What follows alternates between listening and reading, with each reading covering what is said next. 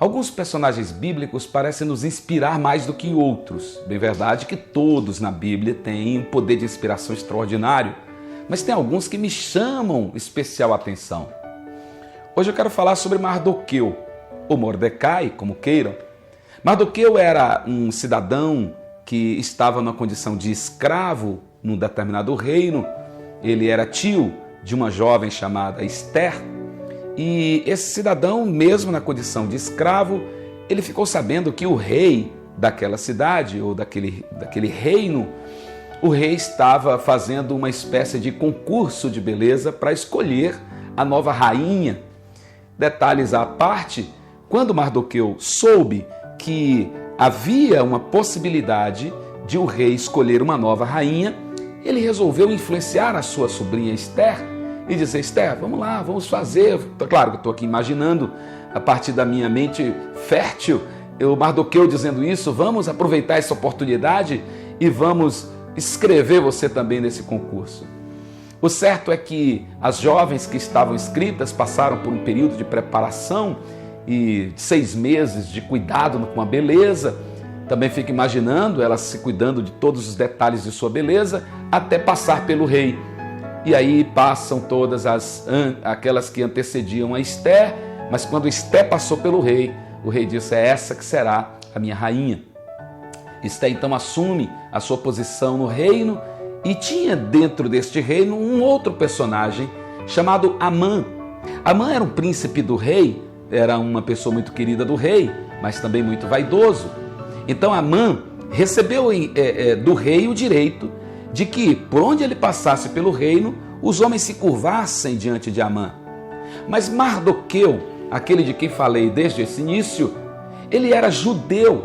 E uma vez sendo judeu, ele tinha um compromisso com a sua fé, de não negociar a sua fé e nem a adoração ao seu Deus com mais nada.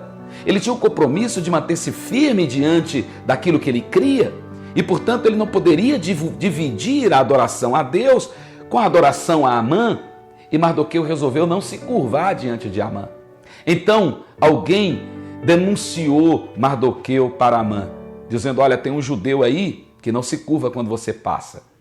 Isso acendeu a ira de Amã, e Amã então recebeu do rei o direito de executar todos os judeus, porque ele estava sendo ofendido e agredido por um cidadão chamado Mardoqueu, que não se curvou diante dele. E essa história continua de uma forma extraordinária. Quando Amã prepara uma forca para Mardoqueu e, portanto, para eliminar os judeus, ele não sabia que lá no palácio havia uma jovem que era judia, porque aquela princesa ou aquela rainha que estava agora ao lado do rei, ela era deste povo que Amã queria matar. E então acontece aí dentro dessa história algo extraordinário, porque Mardoqueu, vivendo à porta do palácio, num dado dia ele socorre o rei de uma emboscada, mas isso não ficou, o rei não teve ciência disso, apenas ficou registrado nos livros, nas crônicas do reino.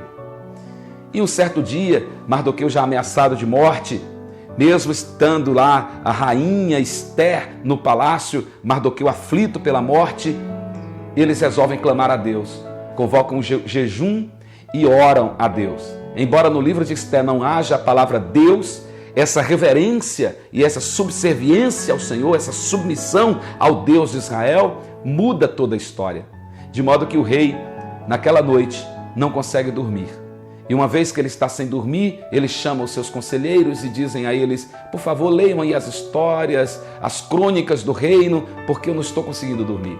Então, quando eles abrem as crônicas para ler, eles leem exatamente o registro daquele dia em que Mardoqueu socorrera ao rei, salvara o rei de uma emboscada. O rei para nesse ponto da história e pergunta: e o que fizeram com este homem que salvou o rei? Ou que socorreu o rei? E disseram para o rei: não fizeram nada. Ele disse: então tá bom. E aí o rei dormiu. No outro dia cedo, chega ao seu palácio Amã, aquele príncipe que queria matar Mardoqueu. Quando ele chega ao palácio, o rei diz assim: Amã, o que eu devo fazer para uma pessoa a quem eu quero honrar? Obviamente Amã pensava que ele estaria sendo honrado. Mas aí Amã então provoca o rei, dizendo: olha, rei, eu acho que a pessoa a quem tu queres honrar deveria montar no seu cavalo, vestir a sua roupa, usar a sua coroa e sair pelas ruas de Suzã, ou nas ruas aqui do reino, puxado esse cavalo por alguém importante, dizendo: eis aqui o homem a quem o rei quer honrar. Bem verdade que Amã pensava que ele estava sugerindo para si mesmo, ele estava legislando em causa própria, mas a verdade é que ele estava, naquele momento, dando uma sentença de bênção para alguém que ele detestava. E naquela hora o rei disse: Amã, é exatamente isso que eu quero fazer com o moço chamado Mardoqueu. Mardoqueu é um cidadão que eu quero honrar. E você, como principal do reino, vai montar Mardoqueu no meu cavalo, vestir Mardoqueu com a minha roupa, colocar em Mardoqueu a minha coroa, e você vai sair pelas ruas do reino dizendo: eis aqui o homem a quem o rei quer honrar. Que história linda! Foi isso que aconteceu. Eu fico imaginando aquele homem Mardoqueu, da posição de escravo que ele dorme num dia, à posição de honra no outro dia. Da posição de humilhação que ele dorme num dia, à posição de honra que é provocada por Deus no outro dia. Da posição de desconforto e de ameaça de um dia, à honra que Deus estabelece para o outro dia. O que eu quero te dizer é que se você estiver na presença do Senhor, dependendo dEle, e for fiel a Ele, não negociar a sua fé, e saber exatamente o que significa honrar ao teu Deus, Deus também vai te honrar. Vai ter um momento em que aqueles que te humilharam, eles terão que reconhecer a bênção de Deus sobre você. Aqueles que te provocaram, que desafiaram, aqueles que sentenciaram você de morte, eles terão que ver a bênção do Senhor sobre a tua vida.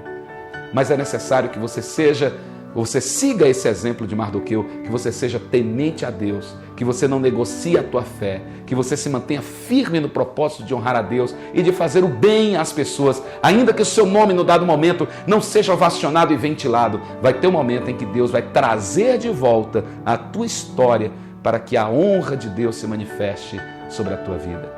Você crê nisso? Então descansa no Senhor. Busque a Deus, porque o Senhor tem o melhor para você e para a tua casa. Creia, o Senhor estabeleceu por decreto uma bênção de honra. Viva esta bênção, descanse nesta bênção e descanse no Senhor, porque o Logos de Deus já se manifestou, trazendo vida para a sua vida.